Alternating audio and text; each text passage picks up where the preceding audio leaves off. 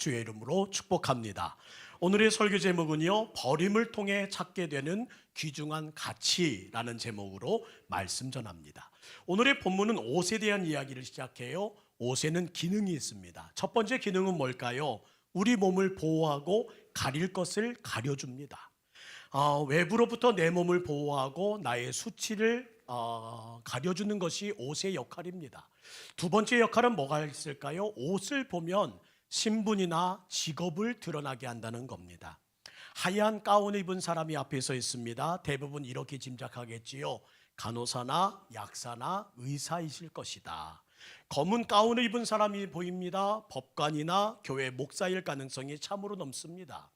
요즘에 흰 와이셔츠와 깔끔한 넥타이, 곤색 정장을 선호하는 분들은 직장인, 셀러리맨으로 보이게 되고, 또한 항상 그런 모습들로 우리는 추측하게 됩니다. 연미복을 입은 사람이 저 앞에 서 있습니다. 저분이 오늘 지휘를 하겠구나, 또는 결혼식의 주인공이구나 라고 우리는 짐작하게 될 겁니다.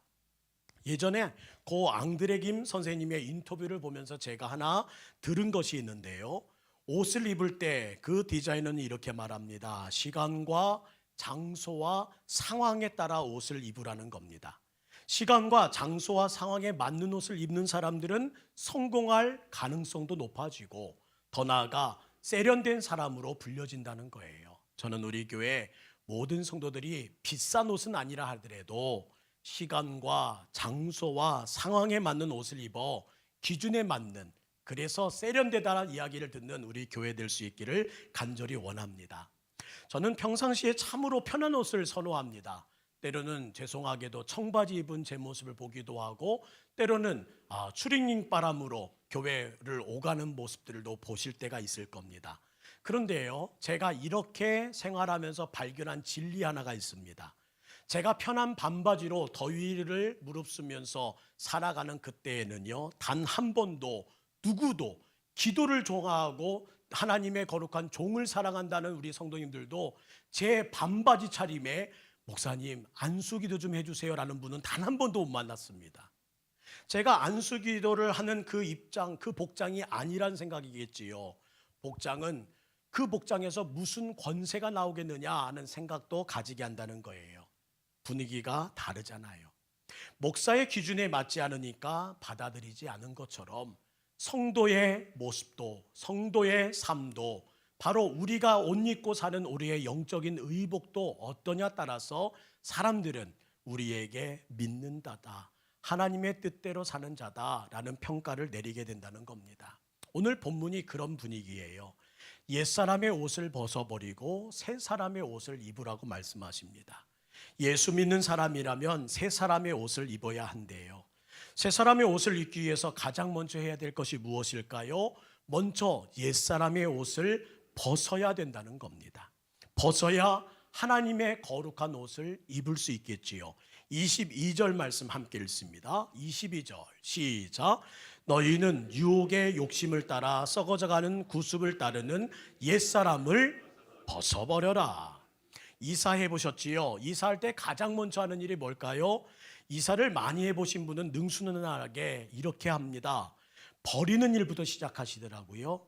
이건 버릴 짐, 이건 버릴 옷, 이건 버릴 제품. 그러면서 집안을 하나씩 하나씩 정리하면서 꼭 가야 할 것들을 구분해 내시더라는 겁니다. 저는 버림을 통해 찾게 되는 귀중한 가치가 있다고 확신하고요. 오늘 그 은혜를 함께 나누면서 버릴 것은 버리고 찾을 것은 찾아 우리 인생에 멋지게 배치하는 우리의 삶이 되길 주의 이름으로 축복합니다. 첫 번째, 뭘 버려야 할까요? 허망함을 버리고 뭘 찾아야 할까요? 목적을 찾으라는 겁니다. 17절 말씀입니다. 그러므로 내가 이것을 말하며 주 안에서 증언하노니 이제부터 너희는 이방인이 그 마음에 허망한 것으로 행함같이 행하지 말라. 이방인의 허망함을 버려야 하나님의 거룩한 새 옷을 입을 수 있다는 얘기입니다. 여기서 허망함이란 헬라어 마테이 오테스라는 단어를 씁니다. 무슨 말이냐? 이리저리 휘둘려 산다는 거예요. 허망한 사람은 이리저리 휘둘려 산다. 목적을 잃고 이리저리 방황하는 인생을 얘기하는 겁니다. 예수 믿기 전에는 내 인생의 목적을 몰랐어요. 그때는 내가 누군지를 몰랐고, 내가 왜 사는지를 몰랐고, 내가 어떻게 살아야 되는지를 몰랐던 사람입니다. 목적이 없으니 허망함을 느끼고 이 모든 가는 길들이 이리저리 휘둘려 산다는 거예요. 이게 예수 믿기 전에 우리의 모습이라는 겁니다. 거부 로펠로라는 사람을 아시나요? 세계에서 가장 돈 많이 벌고 부자로 인정받았던 한 사람입니다. 그는 돈 벌기에 몰두했습니다. 평생을 애쓰고 수고한 일이 돈 버는 일, 그리고 그의 인생의 마지막에 이룬 것은 부자가 되는 일이었습니다. 모든 사람이 부러워하는 부자. 그것이 삶의 목적이었어요. 그런데 그 목적을 다 이룬 후에 그의 마지막 노년에 했던 한마디가 바로 이겁니다. 삶이 참 허망하구나. 삶이 참 허망해. 하나님이 주신 모든 것들을 가졌음에도 불구하고, 어머니가 기도했던 모든 축복을 다 누렸음에도 불구하고 그가 우뚝 선 그 최고봉에서 한 한마디는 허망함이었습니다. 그런데 그때에 다시 한번 그의 눈을 들어 하나님을 만나게 됩니다. 그리고 하나님이 주신 사명을 뒤늦게 발견하며 그는 이렇게 말하지요. 내가 받은 모든 축복의 의미는 사명을 감당하라는 주님의 뜻임을 이제 알았습니다. 그 후에 그는 모든 재산을 가난한 자들에게 나누기 시작합니다. 없는 자들에게 쓰기 시작합니다. 배우고 싶은 자들에게 학교를 세우기 시작하고, 고쳐야 될 사람을 위해서 낙후된 곳에 병원을 세우기 시작했습니다. 그렇게 나누기 시작하였더니 하나님이 삶에 새로운 의미를 주셨고 활력이 넘치는 인생을 주어 그의 마지막 노년은 웃음으로 끝나게 되었다는 것이 그의 전기에서 소개되는 자신의 노년의 마무리였습니다. 사랑하는 성도 여러분, 목적 없이 태어난 인생은 아무도 없습니다. 모두 다 목적이 있습니다. 하나님이 창조하신 분명한 목적이 있고, 내가 예수를 믿었다는 것은 내 창조 목적을 회복했다는 겁니다. 예수님이 이 땅에 오신 이유는 단 하나입니다. 나의 창조 목적을 알려주시고 나의 창조 목적대로 살아갈 길을 열어주시기 위하여 예수님이 십자가에 죽으셨고, 그 십자가에 통해서 모든 것을 다 이루신 후에 말씀하십니다. 다 이루었다. 모든 창조의 목적대로 살 길을 내가 이제 열었노라. 저는 여러분의 책장에 꽂혀 있는 책 한 권을 이번 주에 좀 꺼내보기를 소망합니다. 그 책은 바로 목적이 이끄는 삶이란 책입니다. 제가 새로 재판되지 않고 원래부터 있었던 책, 자주빛 책을 보여드린 이유는 책을 그동안 읽어오신 분들은 책장에 꼭 꽂아 있을 것 같아요. 릭 워렌 목사님이 쓴 책 가운데 우리 인생의 목적에 대해 잘 제시해 준 책입니다. 우리는 어떤 목적을 가지고 살아야 할까라는 내용들을 대하여 5가지로 정리했는데요. 우리 하나씩 한번, 우리가 어떤 목적을 가지고 살아야 하는지를 한번 되새겨 볼까요? 첫째, 함께 읽습니다. 첫째, 우리는 하나님을 기쁘시게 하기 위하여 창조되었습니다. 우리 옆에 분에게 물어보세요. 지난 한 주 하나님 참 기쁘게 해드리셨나요? 왜 물어보질 못하시고 답도 못하세요? 하나님을 기쁘게 하셨습니까? 그러면요, 내 목적인데요, 내 인생의 목적은 하나님을 기쁘시게 하는 일인데요, 내가 그 일을 위해 숨 쉬었고 그 일을 위해 밥 먹고 그 일을 위해 살아왔는데요, 하나님 지난 한 주 기쁘셨지요? 성전에 들어오면서 그렇게 말할 수 있는 우리 동북교회 되기를 간절히 소망합니다. 두 번째, 시작. 우리는 하나님의 가족으로 태어났다. 남이 아니라 가족. 아저씨와 아버지의 차이 아시지요? 아저씨는 피의 관계가 아니지만 아버지는 피의 관계. 그 피로 하나 된 가족이 저와 여러분, 그리고 우리 모두는 한 가족, 하나님의 가족된 하나님의 백성이라 말씀하십니다. 셋째, 우리는 그리스도를 닮도록 창조되셨습니다. 옆에 분 위에서부터 아래까지 한번 쭉 할 때 보세요. 하나님을 닮은 모습이 보이시나요? 닮은 표정으로 웃고 계신지, 닮은 표정으로 미소 짓고 계신지, 닮은 표정으로 오늘 그 안에서 향내가 내고 기쁨이 느껴지시는지, 아니면 이렇게 표현해 주세요. 아유, 언제까지 그럴 거야? 언제까지? 우리 하나님 닮아가면서, 예수님 닮아가면서 소금의 역할, 빛의 역할 잘 감당할 수 있는 우리 모두 되기를 간절히 소망합니다. 넷째, 우리는 하나님을 섬기기 위해 지음을 받았다. 하나님을 섬겨야 한다는 거예요. 그냥 이 자리에 예배 한번 드리러 오신 것이 아니라 하나님, 제가 무엇을 하기 원하세요? 하는 마음 가지고 교회를, 성도들을 섬기는 일들 감당해 주시고, 오늘은 특별히 구역 예배를 통해서 함께 모여 하나님을 섬기는 일, 교우들을 섬기는 일, 함께 나눔을 갖는 일에 마음 쏟아주시기를 부탁드립니다. 다섯 번째 함께 읽을까요? 시작. 우리는 사명을 위해 지음을 받았다. 지난주 사명에 대한 얘기는 모두 다 드렸습니다.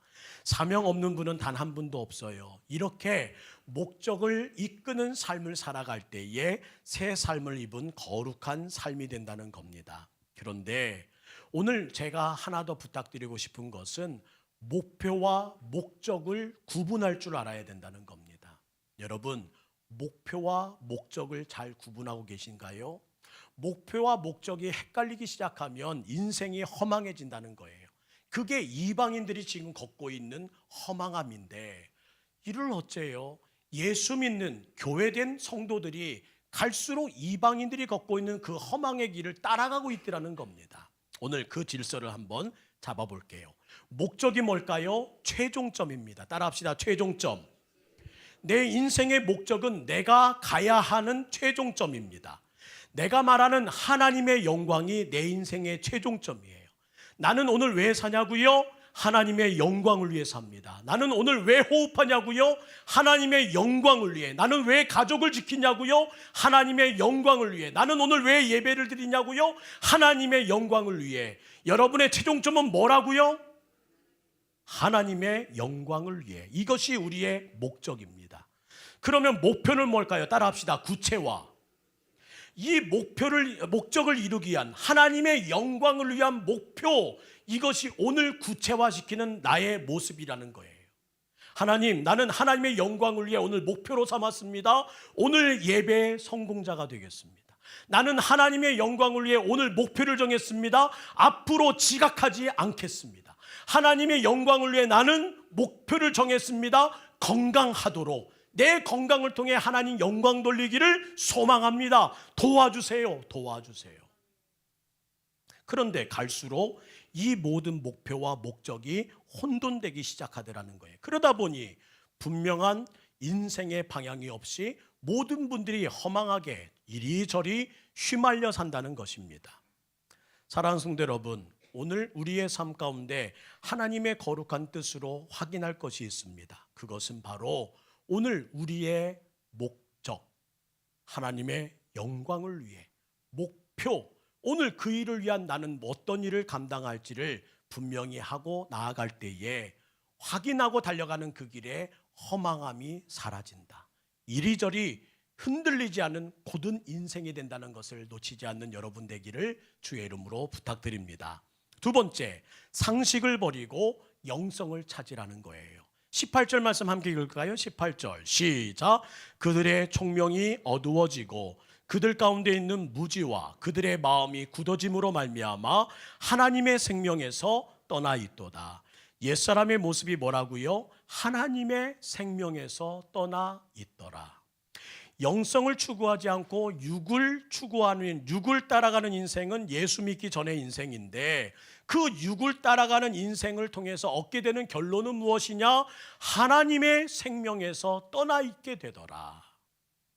사람은 모두 영적인 존재로 만들어졌습니다.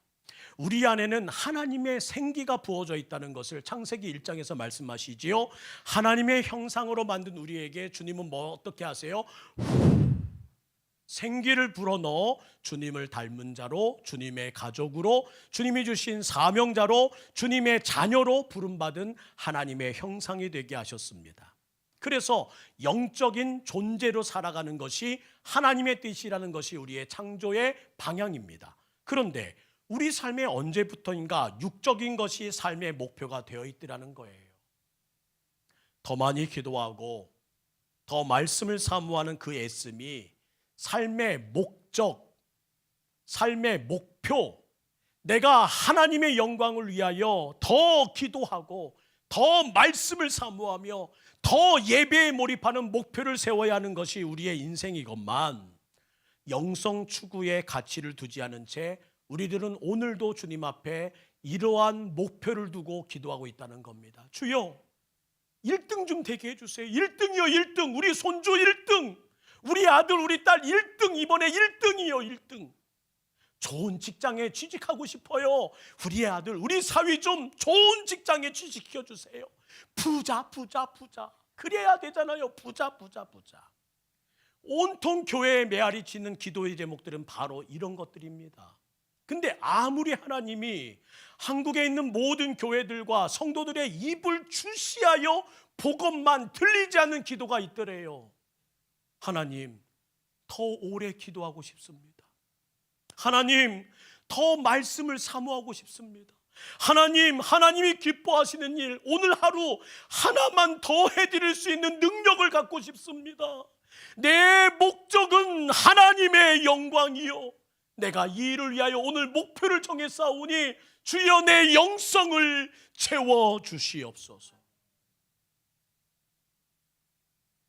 영성을 찾으려는 기도 내용은 들리지 않더라는 거예요. 목적은 없이 목표만 제시하더라.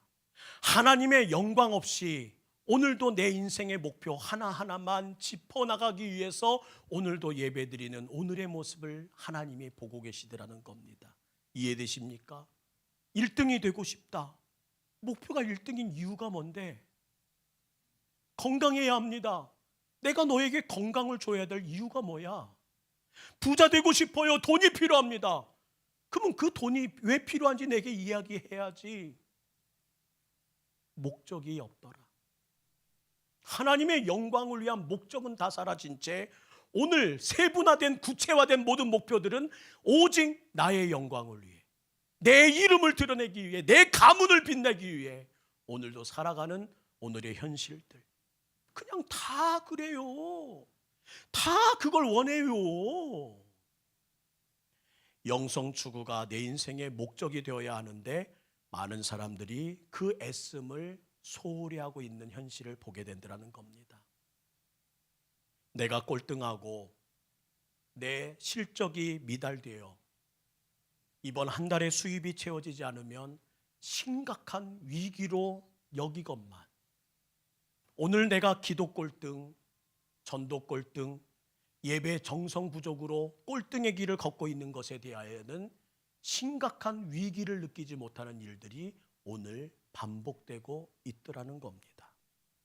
배움이 부족하에 대해서는 창피하여 오늘도 책을 읽고 오늘도 유튜버를 통해서 또 배우려고 그 모든 일들을 지향하건만, 말씀을 알지 못하는 오늘의 창피함에 대해서는 전혀 알지 못한 채 성경은 여전히 집에 돌아가면 덮인 채 주의를 기다리고 있더라는 것입니다. 이 결과가 무엇으로 묘사되는지 보세요. 18절 다시 한번 볼까요? 그들의 총명이 어두워지고 무지해지고 굳어지더라. 그들의 총명이 어두워지고 무지해지고 굳어지더라. 늘 우리가 기도하던 제목 아닌가요? 총명, 유식함, 지혜. 하나님 도와주세요. 주세요. 그런데 그것들이 다 어두워진대요. 어두워지는 것이 끝나시 아니라 다 사라져버린답니다. 때로 우리 안에서 갑작스럽게 이런 이야기들이 툭 튀어나와요. 왜 이렇게 내가 바보가 됐지? 요즘 왜 이렇게 내가 깜빡깜빡해? 예전엔 이렇게 미련하진 않았는데 그래도 내가 판단력 하나는 제대로 생각했었는데. 그러면서 결론 내리죠. 아유, 나이 탓이야, 나이 탓. 나이 탓만은 아니라는 거예요. 영성이 메마르면 지성이 메말라 버리고, 영성이 메마르면 인성이 메말라 버리고, 영성이 메말리면 감성과 모든 것이 바짝 메말라 버려 결국 모든 것이 사라져버리고 어두워지더라는 겁니다. 하나님의 생명에서 떠나 있으면 잘하고 싶던 건 모든 것 못하게 되고, 하나님의 생명으로부터 점점 멀어지면 갖고 싶은 모든 것도 갖지 못하게 되더라. 모든 것 사라지고 말어. 그러므로 어서 상식을 버리고 영성을 찾아보려. 어떻게 하면 돼요, 주님? 다급한 우리에게 주님이 이렇게 말씀하신답니다. 다니엘서 1장 8절 말씀이에요. 다니엘은 뜻을 정하여 왕의 음식과 그가 마시는 포도주와 자기를 더럽히지 아니하리라 하고, 자기를 더럽히지 아니하도록 환관장에게 구하더라. 별난 다니엘이 소개됩니다. 그는 똑똑해서 잡혀간 인물이거든요. 바벨론에 잡혀간 사람들 가운데 손꼽히는 4명에 선정된 인물 중에 인물 인재. 그런데 그가 왕의 진미를 거절합니다. 우상에게 드려진 그 세상에 대한 상식, 그 모든 것이 나의 영성을 더럽힐 수 있기에 나는 먹지 않겠습니다. 그러자 환관장이 말해요. 야, 그러다 너 죽어. 왜 왕의 심기를 건드려? 아유, 이러지 마. 그거 상식에 벗어난 일이야. 멍청해서요? 아닙니다. 똑똑했음에도 불구하고 그는 영성을 향한 자신의 길을, 뜻을 정했다는 거예요. 그런 인물들이 성경에는 상식을 버리고 영성을 선택한 인물들이 있습니다. 사울왕이 가졌던 그 칼과 창과 갑옷을 다 내려놓고 물맷돌 하나 갖고 골리앗과 싸워나가는 다윗, 별나지 않던가요? 본토 친척 아비집을 놓고 알지도 못하며 보여주지도 않는 그 땅으로 가라는 한 말씀에 떠나가는 아브라함, 별나지 않아요? 세상은 어떠하든지 나만은 영성의 길 걷겠어 라고 말하는 이 아브라함 같은, 다윗과 같은, 다니엘 같은 사람을 오늘 보고 싶으신 주님의 마음이 오늘 이 자리를 향하고 있다면 누군가 그 이야기를 하면 좋지 않을까요? 그들의 공통점은 상식에서 벗어나 영성을 선택한 길로 갔다는 겁니다. 따라합시다. 때로 우직하게, 때로 정직을 고집하며, 때로 멍청하게, 때로 바보같이. 저는 우리 동북교회가 좀 별난 교회 됐으면 좋겠습니다. 성도들의 모습을 볼 때 왜 이렇게 별나? 지금은 별난 사람 찾기가 어려워서 별 대신 예수 그리스도를 따라가며 빛을 발하는 예수 그리스도의 생명을 가진 자들이 보이지 않는 오늘의 때가 오늘 우리의 삶에 비춰지고 있다는 거예요. 영성을 추구하면요, 하나님을 따라서 별난 인생이 되면 어떻게 되실까요? 내 지경을 넓혀주신대요. 지금 당장 죽을 것 같은데, 바보가 될 것 같은데, 끝날 것 같은데 하나님을 선택하는 영성, 상식을 뒤로 한 채 주님을 믿으면 어떻게 된다? 역대상 4장 10절 말씀을 개역 한글은 이렇게 기록합니다. 시작. 야베스가 이스라엘 하나님께 아뢰이 가로되 원컨대 주께서 내게 복에 복을 더하사 나의 지경을 넓히시고 주의 손으로 나를 도우사 나로 환난을 벗어나 하였더니 하나님이 그 구하는 것을 다 믿으시면 아멘. 다 허락하시더라. 별난 인생 다 허락하시더라. 우직하게 바보처럼 모든 것들을 우직한 그 모든 고집으로 상식이 아니라 영성을 향해 가는 모든 자들에게 다 허락하시더라. 하나님의 영광을 위하여 오늘도 선택한 모든 일들을 위해 기도하는 그 기도에 다 응답하시더라. 그의 모든 걸음걸음 다 축복하시더라. 믿으시면 아멘. 오늘도 그 믿음 가지고 나아가는 여러분 되기를 주의 이름으로 축복합니다. 오늘 세상에 흔들리고 세상의 상식에 지배당하는 자에게는 그 영성에 밝음이 사라지고 유식함이 무식으로 바뀌어지며 모든 것이 굳어져서 다 이루시는 하나님의 은혜를 누리지 못하게 된다는 거예요. 정말이요? 정말로요? 그렇게도 돼요? 요한복음 15장은 포도나무의 비유가 있습니다. 한번 같이 읽어보실까요? 요한복음 15장 4절 시작. 나도 너희 안에 거하리라.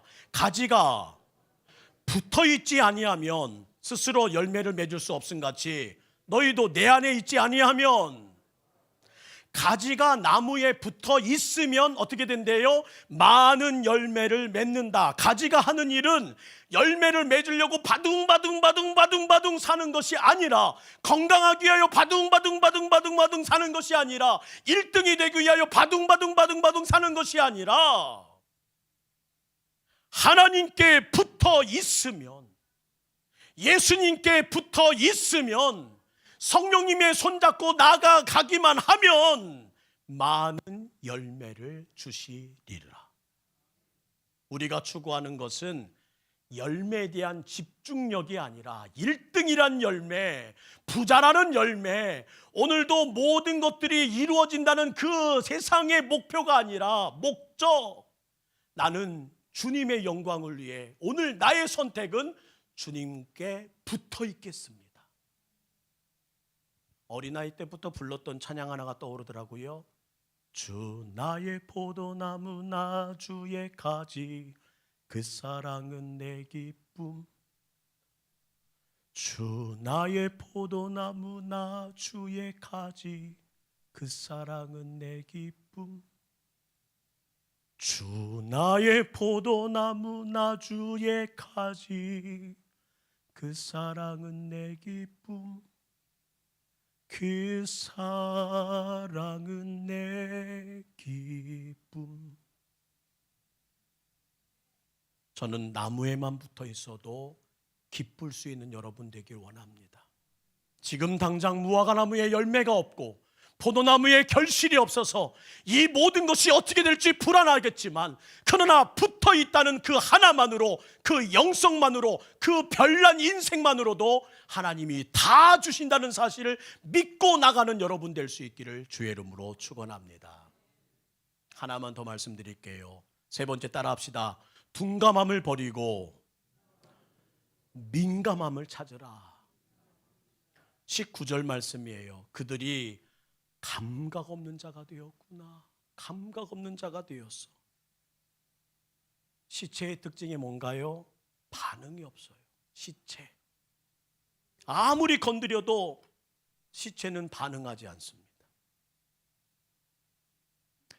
예전에는 한센병이라는 것을 때로 보았습니다. 나병 환자.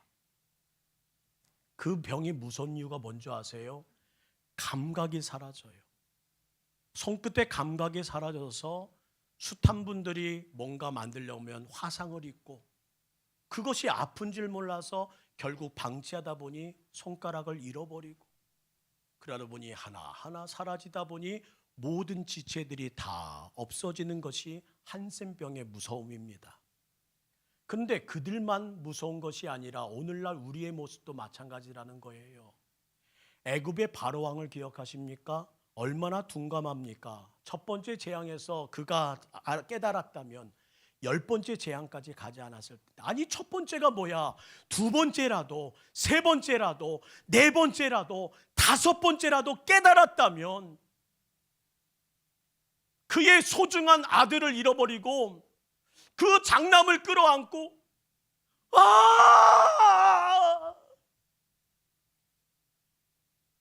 온 애굽이 장자 그 소중한 생명을 끌어안고 아무리 흘러도 요동치지 않는 그 시체를 앞에 놓고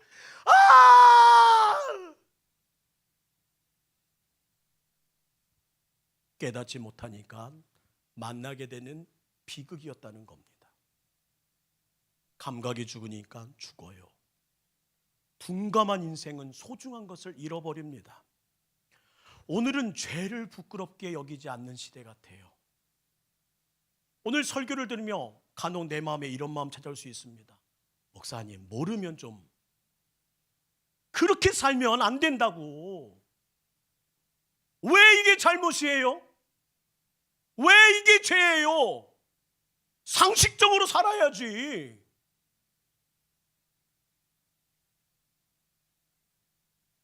제대로 된 길 걸어가야 되고 일단은 살고 봐야지 믿음도 생기는 거지. 다 그러는데 다 해요 그렇게. 옛사람의 모습이 뭐냐? 죄를 부끄러워하지 않더라. 죄 지음에 대하여 오히려 떳떳하게 외치더라는 겁니다. 다 그렇다고요. 다 그렇게 한다고요. 나만이 아니라 다 그래요. 다. 어느 교회나 다 그래요. 어느 장로님이나 다 그러고 어느 권사님이나 다 그래요. 왜? 우리 동북교회만 그래야 된다고 이렇게 부담을 줘요. 좀 편하게 삽시다. 그래서 말씀하십니다. 둔감함에서 민감함으로 바꿔야 될 때다. 마태복음 11장 17절 말씀 보실래요? 이 시대에 대한 이 둔감함에 대한 이 땅의 애통함입니다. 이르되 우리가 너희를 향하여 피리를 불어도 너희가 춤추지 않고 우리가 슬피 울어도 너희가 가슴을 치지 아니하였다 함과 같도다. 친한 동무가 피리를 불며 춤추자고 말하는데 같이 춤추는 게 정상 아닌가요? 다 팔꿈치 끼고 해봐.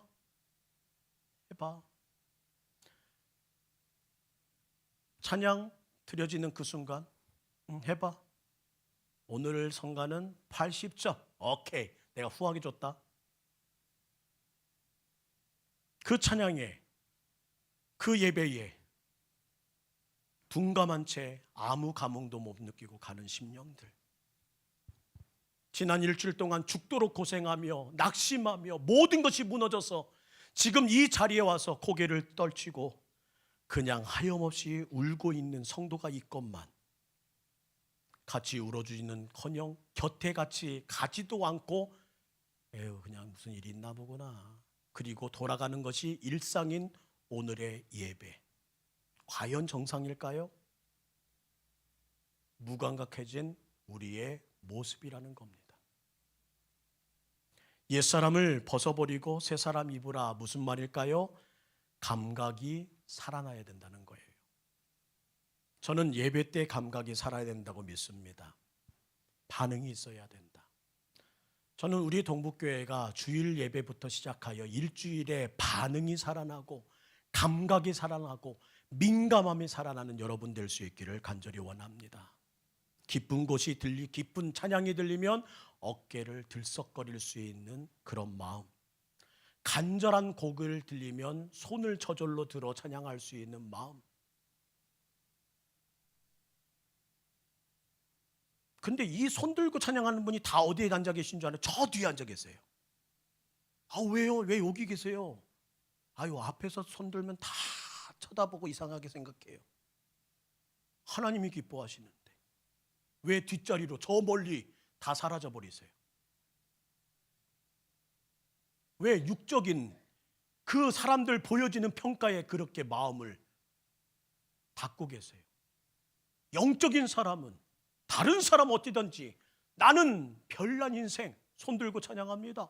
나는 일어서서 찬양합니다. 저는 제 설교에 여러분이 아멘 소리가 너무 커가지고 제 설교가 못해도 좋습니다. 제가 그분들에게 벌금 매기지 않겠습니다. 하나님의 은혜 가운데 오늘 자유롭게 예배드리시고 자유롭게 찬양하는 여러분 되시기를 주의 이름으로 축복합니다.